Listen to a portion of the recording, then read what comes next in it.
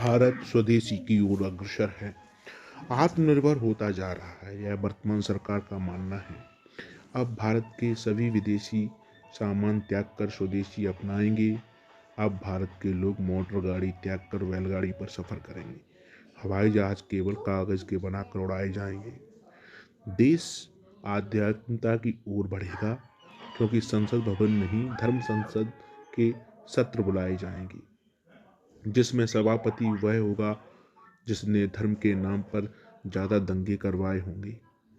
जो एक जो यह निर्धारित करेगा समाज में कैसे सामाजिक सौहार्द बनाए जाएं। जितने भी धार्मिक उन्मादी होंगे वह निर्धारित करेंगे कि देश की व्यवस्था सही बनी रहे। यह धर्म संसद राष्ट्रीय स्वयंसेवक संघ के द्वारा निर्धारित संविधान के अनुरूप रेखा से कार्य करेगी। आरएसएस देश की संविधान निर्माता समिति होगी, जिसमें हिंदू राष्ट्र का सपना साकार की पहली नींव माननीय प्रधानमंत्री मोदी जी के कर कमलों द्वारा की जाएगी। इस धर्म संसद में सांसदों का ड्रेस कोड भगवा कुर्ता लुंगी होगा। धर्म संसद में गेट के अंदर जब साधु जाएंगे तो गौमूत्र छिड़का जाएगा उनके स्वागत में।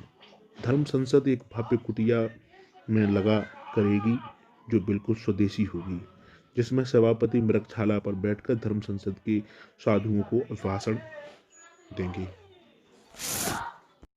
धर्म संसद में केवल एक ही सदन होगा, जिसमें सभापति का चुनाव आरएसएस के नाम की संस्था किया करेगी। उसका कार्य इस धर्म संसद को सुचारू रूप से चलाना होगा। सभी निर्णय इसी के पास सुरक्षित रहेंगे। आइए संसद भवन का परिदृश्य देखते हैं। जब उसके गलियारे में होंगे तो नाथुराम गोडसे का भव्य चित्र सामने होगा। क्षमा करिए, राष्ट्रवादी विचारक जो देश के विभाजन को बर्दाश्त नहीं कर सके, एक संत का सीना छलनी कर दिया, राष्ट्र प्रेम का बेजोड़ नमूना इस धर्म संसद की शोभा बढ़ाएगा। इसमें कई चेहरे होंगे आप भूल गए होंगे, क्योंकि प्राचीन संसद में जो कलाकृतियां हैं वह इन साधु नेताओं को आंख में खटकती हैं। वे नेहरू की फोटो को देखना नहीं चाहते। नेहरू राष्ट्रवादियों की नज़र में कुछ नहीं है। देश की आज़ादी में तो इन राष्ट्रवादियों ने ही जान दी। संसद में आगे जाएंगे तो भारत के वीर स्वतंत्रता सेनानी जिन्होंने अंग्रेजों से लोहा लिया, वीर सावरकर, जो और अंग्रेजों को इस देश से भगाने का काम किया। इनकी लेखन शैली से अंग्रेज इतने डर गए और कहने लगे, सावरकर जी आपको हम पैसे देंगे पर हमें इतने आंदोलनकारी पत्र मत लिखिए। इतना डरते थे अंग्रेज इन वीर सावरकर से। भारत के पूर्व प्रधानमंत्री स्वर्गीय अटल जी वाजपेयी का वीर सावरकर पर भाषण सुना, मैं हतप्रभ रह गया। क्या ओजस्वी भाषण था। कवि हैं, ऐसा करने में समर्थ हैं जो कायर को भी वीर कह दें और हारते हुए को जोश भर दें। निश्चित रूप से अटल जी का राष्ट्र प्रेम तो इतना है कि दक्षिण भारत में जब भी सभाएं संबोधित करते थे तो अंग्रेजी में भाषण होता था, जबकि संयुक्त राष्ट्र के अधिवेशन में उनका भाषण हिंदी में होता था। ऐसा एक कवि ही कर सकता है, कुछ भी कहिए। कवि बहुत अच्छे सफल रहे। संघ ने उनकी प्रतिभा को पहचाना और जन जन तक पहुंचाया। इस भारत के प्रधानमंत्री रहे। यह भी एक स्वयंसेवक ही थे। भारत के प्रधानमंत्री आदरणीय नरेंद्र मोदी जी भी स्वयंसेवक ही हैं। हम एक और भली बात समझ रहे हैं कि संघ के पास निर्णय सुरक्षित है। यही निर्धारण करता है इस देश की नई धर्म संसद का। इस धर्म संसद में कुलदीप सिंह सेंगर, नित्यानंद चिन्मयानंद जैसे नारी प्रेमी लोग भी सभा में शोभायमान रहेंगे, जिनका स्वागत नारी यूनियन की अध्यक्षा करेंगी उनके नारियों के उत्थान के प्रति किए गए कार्यों के लिए, क्योंकि नारी पूजक लोग इस देश की नारियों को सबसे रक्षा कराते। इस धर्म संसद के अनुसार जो स्त्रियां प्रेम विवाह करने का प्रयास करेंगी उनकी नाक काट ली जाएगी, क्योंकि धर्म के अनुसार पुरुष को अधिकार है कि वो पहले प्रपोजल दे। स्त्री अगर वर चुनना चाहे तो सुपर्णखा कहलाएगी। धर्म संसद ने प्रेम का नाम बदलकर लव जिहाद कर दिया है। जब भारतीय जनता पार्टी और आरएसएस का मानना है कि प्रेम भी देखभाल कर करना होगा। हिंदू से प्रेम करे तो घर वापसी और मुस्लिम से प्रेम करे तो लब जिहाद। प्रेम भी अब धर्म, जाति, मजहब देखकर किया जाएगा। यह धर्म संसद का कानून है।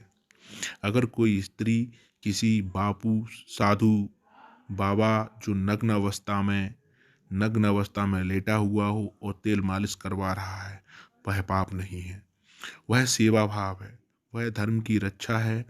उस पर केस चलता है, वह बरी हो जाता है। यही धर्म संसद है। लड़की का चरित्र हनन करके उसको ही गिरफ्तार कर लिया जाएगा। धर्म ने ही कई स्त्रियों को जिंदा जलाया है। सती प्रथा के नाम पर धर्म के प्रति इतनी आस्था है कि जिंदा औरत को आग में के हवाले करने वाले इंसान बहुत ही बहादुर होंगे। वे इस धर्म संसद में हिंदू भूषण, हिंदू रत्न की उपाधियों में सर्वश्रेष्ठ दावेदार हैं। ये मानवता के रखवाले उस जिंदा को जलाकर खुश रहते होंगे। आज धर्म बच गया, धर्म की रक्षा कर ली। इन वीरों को कोटि कोटि प्रणाम, साष्टांगत प्रणाम। संघ कहता है भारत का प्रत्येक नागरिक हिंदू है। इतना विशाल हृदय किसी भी विश्व के संगठन का नहीं है। संघ का मानना है कि भारत में जितने भी मुस्लिम हैं वह कन्वर्ट हुए मुस्लिम हैं, इसीलिए वो भी हिंदू कहलाए जाएंगे। अब सवाल ये उठता है, क्योंकि मुस्लिमों के समय में धर्म परिवर्तन किए गए थे, यह बात संघ को बाबर ने बताई थी।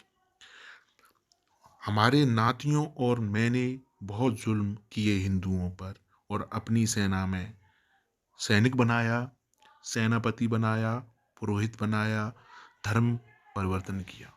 अकबर ने हिंदुओं के बहुत धर्म परिवर्तन किए, अपनी सेना में भर्ती कराया, नवरत्न हिंदू बनाए, दीन इलाही चलाया। यह जिहाद ही तो है। भारत की कई वीरांगनाएं मुस्लिमों के साथ ब्याही गईं। यह कौन सा जिहाद हो सकता है? इसमें स्वार्थ हो सकता है, देश प्रेम नहीं। संघ में बच्चा तो जाता है पर बचपन छूट जाता है। वह आदमी नहीं बन पाता, संघी बनकर रह जाता है। प्रधानमंत्री बन सकता है, राष्ट्रपति बन सकता है, पर संघ उसे मानव नहीं बनने देता। धर्म संसद में सबका साथ, सबका विकास, मतलब यह संघ परिवार की बात हो रही है।